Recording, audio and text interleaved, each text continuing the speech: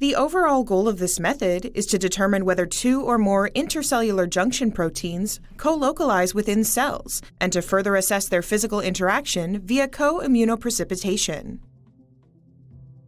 This method can help to answer key questions in the biology of the mammary gland field, including the roles played by junctions in normal development in diseases such as breast cancer.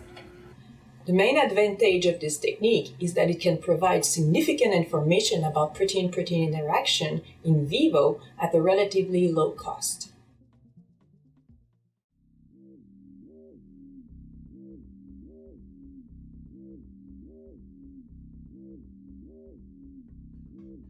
To perform co-immunofluorescence staining, retrieve the appropriate microscopic slides from the freezer. Immediately fix the sections by immersing them in 4% formaldehyde for 15 minutes at room temperature.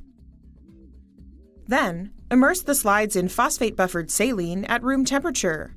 Leave the slides there until proceeding to the next step. Circle each section of the slide using a commercially available hydrophobic barrier or a water-repellent lab pen. Immediately add drops of PBS to the tissue and place the slide in a humid histology chamber for the remainder of the procedure. Block each tissue section with 100 to 200 microliters of 3% bovine serum albumin tris-buffered saline, 0.1% polysorbate 20 for 30 minutes at room temperature.